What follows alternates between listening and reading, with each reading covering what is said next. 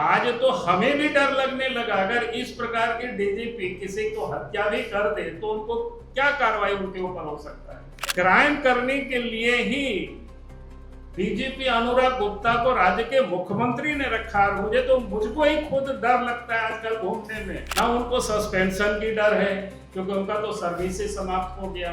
जानबूझ करके पिछले 5 वर्षों से इस प्रकार की जो संवैधानिक संस्थान है उसको इन्होंने पंगु बना दिया। अगर लोकायुक्त होता तो कहीं कुछ भी कोई गड़बड़ी होता है तो उसके बारे में लोग कंप्लेन कर सकता है, वहाँ शिकायत कर सकता है। तो लोकायुक्त को अधिकार है, चाहे बड़े अफसर हो या मंत्री हो, उस गड़बड़ियों पर वो जांच कर सकते हैं। लेकिन जब लोकायुक्त रहेगा ही नहीं तो जांच क्या करेंगे। आप सबके संज्ञान में मैं लाना चाहता हूँ,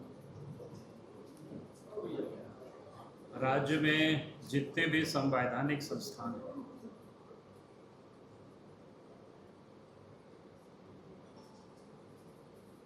जिसके गठन होने से राज्य सरकार के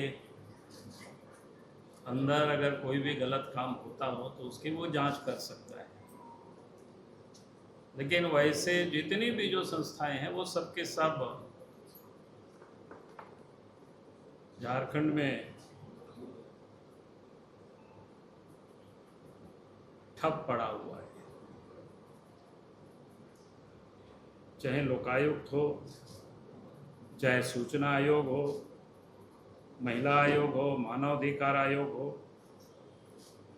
उपभोक्ता फर्म जैसे संस्थान जो है ना, वर्षों से जहाँ पर कोई नियुक्तियाँ नहीं, कहीं पर अध्यक्ष नहीं है, कहीं सदस्य नहीं है, कहीं पर तो मात्र संस्थान ही नाम का है और कुछ भी नहीं है। जहाँ से आम जनता को जो न्याय की उम्मीदें होती है या जिस संस्थान से पारदर्शिता और जवाबदेही जहाँ सुनिश्चित होती है, उन सब को राज्य सरकार ने निष्क्रिय कर रखा है। इससे राज्य की जो लोकतांत्रिक ढांचा है उसको सरकार ने कमजोर किया। पिछले 5 वर्षों से, जहाँ तक मुझे याद है कि पिछले 5 वर्षों से लोकायुक्त के पद खाली पड़ा हुआ, कोई नियुक्ति ही नहीं।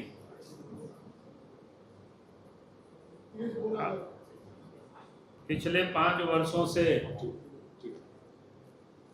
लोकायुक्त का पद खाली पड़ा हुआ है, नियुक्ति ही नहीं हुआ है। वहाँ ना तो कोई जनता शिकायत दर्ज कर सकती है, न कोई भ्रष्टाचार से संबंधित कोई कार्रवाई हो सकता है। जब लोकायुक्त जैसे स्वतंत्र संस्था राज्य में नहीं काम करेगी तो राज्य के अंदर में चाहे विधायक हो, मंत्री हो या बड़े अफसर हो, यहाँ तक कि अगर एसीबी भी कोई गलत काम करे तो आखिर लोग उसके विरोध में कहाँ जाएंगे, कहाँ लोग शिकायत दर्ज करेंगे। तो इन्होंने सबके सब संस्थान को पंगु बना दिया है। सूचना आयुक्त की भी वही स्थिति है। सूचना आयुक्त के जानबूझ करके नियुक्ति को भी लटका करके रखा है ताकि आरटीआई जैसे पारदर्शिता जो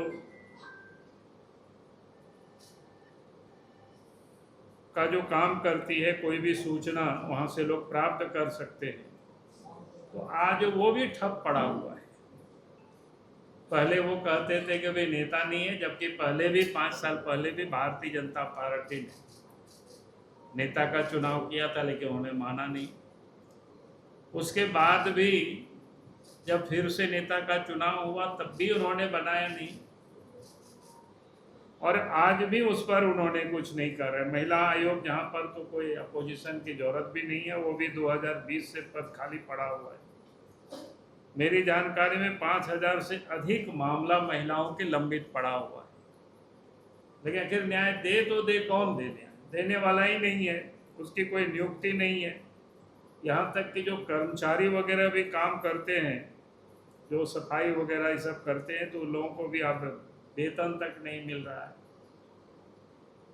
उसी प्रकार से उपभोक्ता फॉर्म है, तो हम ये कहिए कि दर्जनों जिला ऐसा है जहाँ पर अध्यक्ष नहीं है, सदस्य नहीं है।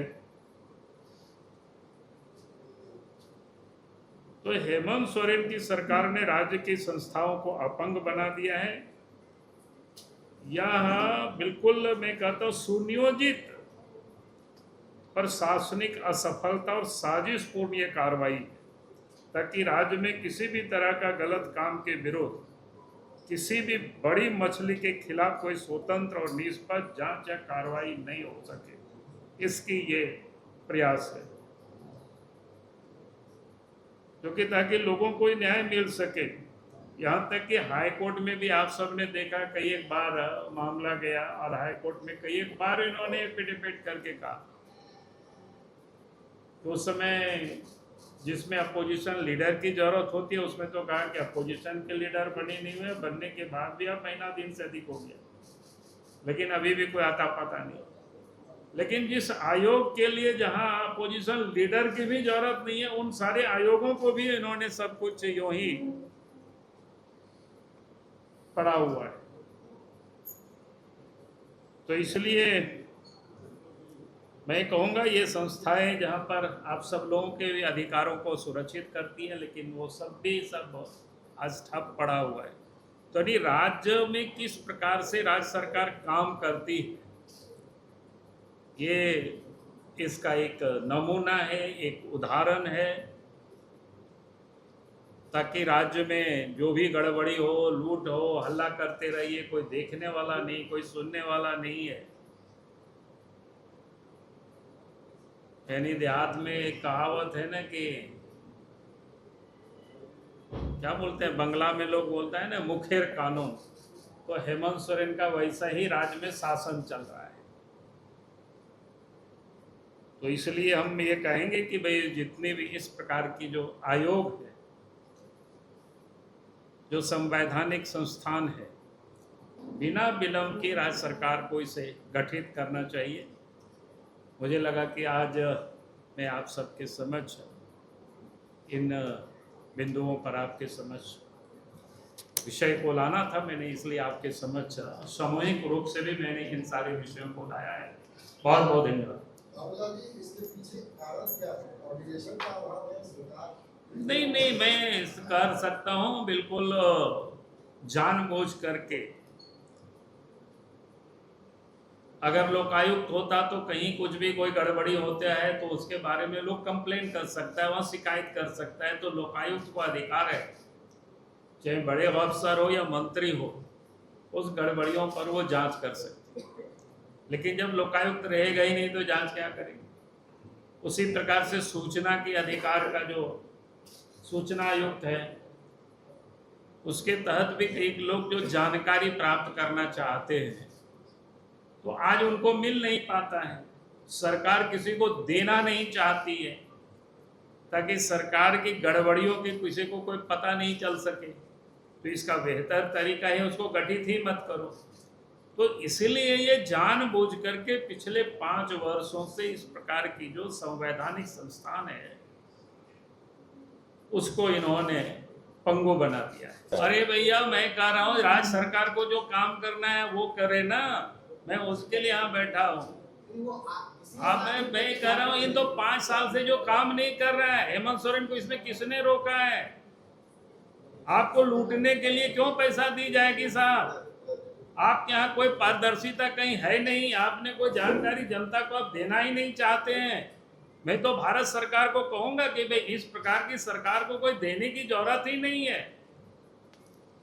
सर, आप बार-बार सरकार को चेतावनी तो देते हैं डीजीपी के मामले में कि आपने कहा, लेकिन अभी तक कोई कार्रवाई नहीं। देखिए, हमारा काम है सरकार को और जनता को, सरकार को सचेत करना, सरकार के गलत कामों को जनता के बीच लेकर के जाना। मैं जाता हूँ और आज भी मैं कह रहा हूँ, जहां तक आपने डीजी की बात किया तो मैं कहता हूँ आज भी इलीगल